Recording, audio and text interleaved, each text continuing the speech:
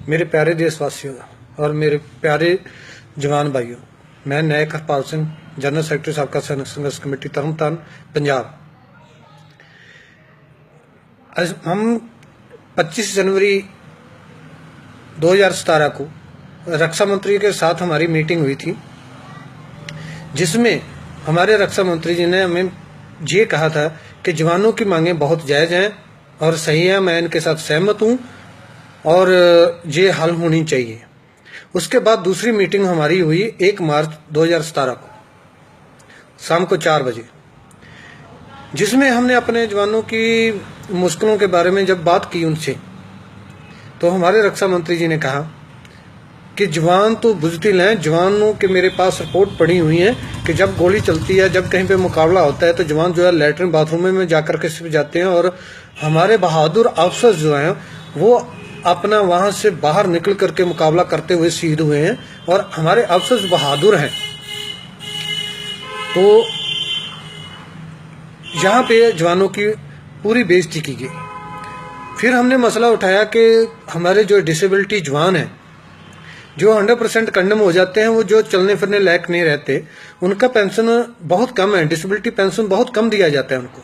जैसे कि 9,000 रुपये डिसेबिलिटी पेंशन दिया जाता है 100% कंडम को, और एक अफसर को 2,03,000 रुपये तक पर मंथ का जो है वो डिसेबिलिटी पेंशन दिया जाता है।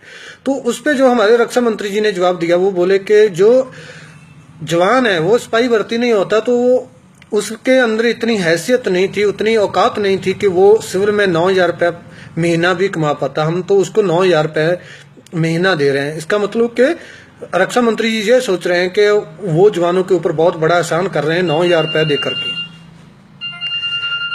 लेकिन मैं जहाँ पे ये बात जो है रक्षा मंत्री जी को और अपने पूरे देश के सामने ये बात करना चाहता हूँ, पूरे नेताओं के, कि हमारी साबका सैनिक संघर्ष कमेटी की तरफ से यह ऐलान है कि अगर किसी नेता का बेटा जो है वो सेना में भर्ती होता है और वो जितनी गोली दुश्मनों के साथ लड़ते हुए खाएगा, हम उतना करोड़ रुपया उसको देंगे, उतने करोड़ रुपया उसको हम गोलियां खाने का देंगे जो उसने मुकाबले में लड़ते हुए खाई हैं। अगर वो शहीद हो जाता है तो हम 5 करोड़ रुपया देंगे उसको शहादत का। है किसी नेता में ऐसा दम? इंडिया का कोई ऐसा नेता है जो अपना बच्चे को सिपाही भर्ती करा करके जो है बॉर्डर के ऊपर भेज दे लड़ने के लिए, शहीद होने के लिए? अगर है तो बात करो।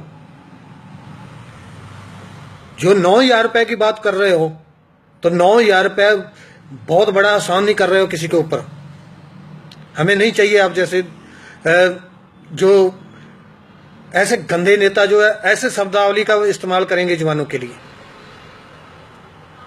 अफसर की औकात क्या है? अफसर को आप बोल रहे हो कि उनकी औकात है कि वो ज्यादा पैसा कमा सकते थे सिविल में। क्या औकात है उनकी? एनडीए में जितने अफसर जाते हैं +2 भर्ती होकर के जाते हैं और जवान भी +2 भर्ती होकर के जाते हैं, तो क्या औकात है? क्या उन्होंने कोई IAS IPS कर लिया था जो वो ज्यादा पैसा कमा सकते थे? और जवान जो है, जवान इतना गिरा हुआ है कि वो 9,000 रुपये महीना नहीं कमा सकता। आप में हिम्मत है, दम है किसी नेता में, तो अपने बच्चे को सेना में सिपाही भर्ती करवा के देखो।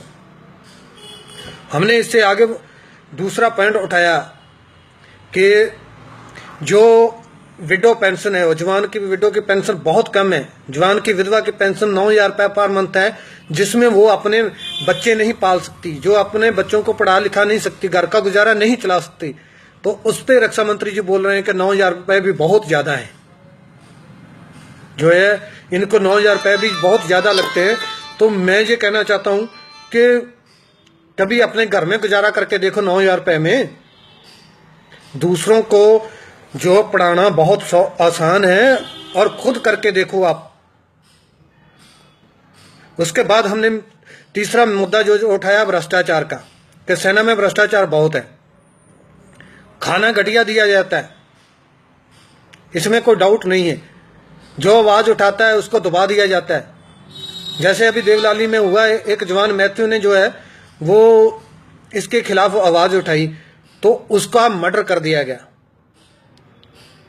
अभी उसको जो है सेना ने जो है वहां से आत्महत्या शो कर रहे हैं, लेकिन आप ये बताइए कि जो आदमी जो है सुसाइड कर रहा है और फांसी लेकर के सुसाइड कर रहा है, क्या उसके पाँव के नीचे तलियों के ऊपर वो किसने पिटाई किया होगा जो उसके पाँव नीले पड़े हुए हैं? उससे साफ यार होता है कि उसको पहले टॉर्चर किया गया अफसोस द्वारा, उसके बाद फांसी देकर के उसको मार दिया गया उसका आत्महत्या करने के लिए। तो ये सभी बातें जो हैं, उसके बाद मैंने जो रक्षा मंत्री जी को बोला कि सेना में जब ये जम्मू एंड कश्मीर में, कश्मीर के अंदर जो मिलिटेंट को मारने के लिए, मिलिटेंट की न्यूज़ देने के लिए जो है वो पैसा जाता है जहाँ पे मिलिटेंट मारने का, तो वो पूरा अफसोस खा जाते हैं, सोर्स तक, इन्फॉर्मर तक वो पैसा नहीं पहुँचता है। तो कोई इन्फॉर्मर कैसे जो है वो अपने परिवार का, खुद का जान जो है खतरे में डालेगा कि वो आपको इंफॉर्मेशन दे, और पैसा उसको आप नहीं दो, उसको दे दो। क्या दे रहे हैं वहां पे सोर्सेस को, इन्फॉर्मर को क्या दे रहे हैं? जवानों के राशन में से केरोसिन, दाल, चावल। तो इससे कोई अपना परिवार मरवाएगा? कोई खुद मरेगा उसके लिए? तो ये सभी बातों को लेकर के मैं आज 7 दिन हो गए जो है रक्षा मंत्री से बात हुए, 7 दिन मैं सोया नहीं हूँ। मेरे आप आंखों की तरफ देख सकते हैं कि अभी तक लाल है, इतना गुस्सा है, इतना दिमाग में बारूद भर गया है कि ये हमारे जो है रक्षा मंत्री जो हमारे जवानों के लिए ये सोच सकते हैं, हमारे लिए ये सोच रहे हैं, बहुत शर्म की बात है। मुझे खुद को अभी जवान कहने में शर्म महसूस होती है जब ये बातें जो है सिविल में पहुंचेंगी, जहां पे वो जो सिविलियन हमें एक सेना का जवान समझ करके इज्जत देते थे, अभी जब उनके सामने जाएंगे तो वो सोचेंगे ये वही जवान है जो फायरिंग होने पर लैट्रिन बाथरूम में घुस जाते हैं। हमारी क्या इज्जत है आज हमारी जो है वो भारत सरकार द्वारा, जो रक्षा मंत्री द्वारा हमें अपनी औकात दिखा दी गई है। अभी हमें जो है वो अपने आप को सेना का जवान कहने में कोई गर्व महसूस नहीं हो रहा है, अभी शर्म महसूस हो रही है कि हमने ये गलती कैसे हो गया हमारे से कि हमने जो है वो देश के लिए इतना कुछ कर दिया और देश की सरहदों पे अपना मरने के लिए तैयार हो गए।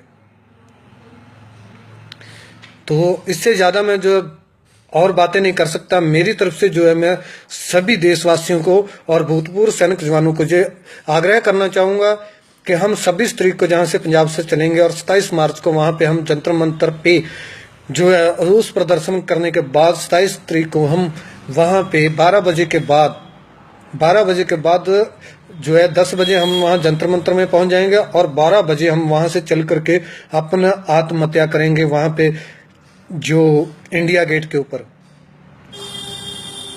तो आप हमें हमारा साथ देने के लिए, अगर आप हमारे साथ सहमत हैं कि देश का जवान देश के लिए लड़ रहा है, तो कृपया आप वहाँ पे भारी गिनती में हमारे समर्थन के लिए आएं। हम किसी पॉलिटिक्स में नहीं हिस्सा ले रहे हैं, कोई कुछ नहीं है, हम सिर्फ अपने देश और जवानों के लिए लड़ रहे हैं। जय हिंद।